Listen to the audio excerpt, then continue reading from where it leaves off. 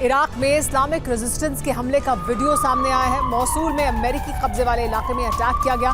काफिले में चल रही कार को विस्फोट से उड़ाया गया।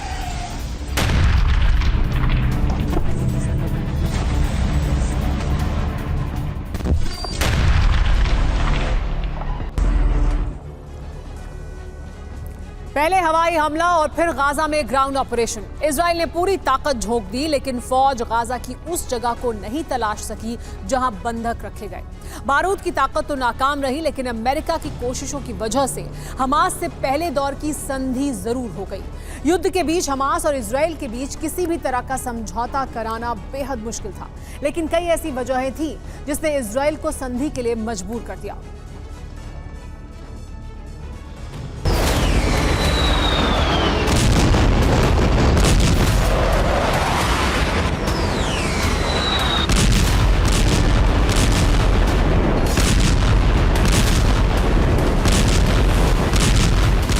एक तरफ इजराइल का बारूदी तूफान तो दूसरी तरफ हमास की जिद। इजराइल बम बरसाता रहा, गाजा में मलबों का अंबार लगता रहा।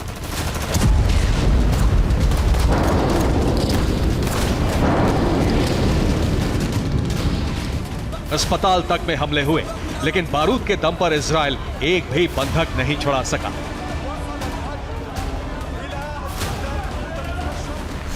गाजा में इजराइल के हमले का दो ही मकसद है। पहला, बंधकों को रिहा करवाना, दूसरा, हमास का सफाया करना। लेकिन अब तक दोनों मिशन अधूरा है। हजारों लोगों की मौत हो चुकी है। दुनिया भर में इजराइल और अमेरिका के खिलाफ गाजा में कत्लेआम मचाने का आरोप लग रहा है और विरोध प्रदर्शन हो रहा है।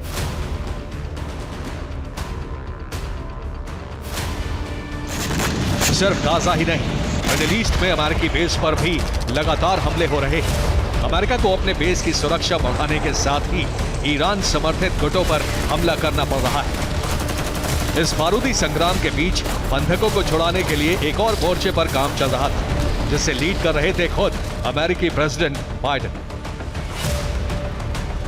अरब में बाइडेन ने एक और युद्ध को टालने की कोशिश शुरू की और अब उसका नतीजा सीज फायर के तौर पर आया है।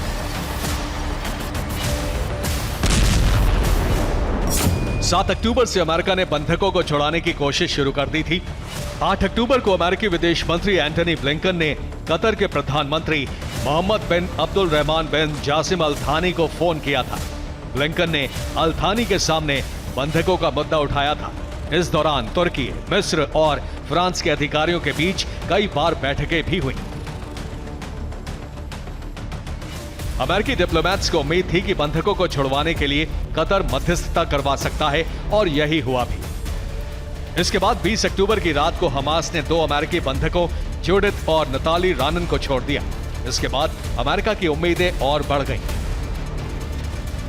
इजराइल ने मोसाद के चीफ को मुख्य वार्ताकार नियुक्त किया था। इस दौरान अमेरिका से CIA चीफ विलियम बर्न्स ने मोर्चा संभाला था। कतर के PM मोहम्मद बिन अब्दुल रहमान अल थानी ने हमास के राजनीतिक प्रमुख इस्माइल हानिया से संपर्क किया था। इजराइल की वॉर कैबिनेट में हमास की शर्तों को लेकर भारी विरोध और तीखी बहस हुई। हमास जिस तरह की शर्तें रख रहा था, वो इजराइल के कई नेताओं को मंजूर नहीं था।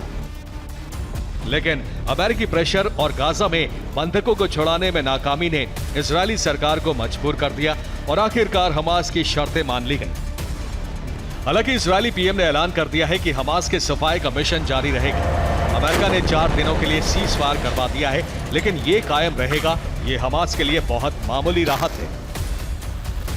बाइडेन और नेतन्याहू को उम्मीद है कि इस सीज फायर से दुनिया में विरोध प्रदर्शनों में कमी आएगी।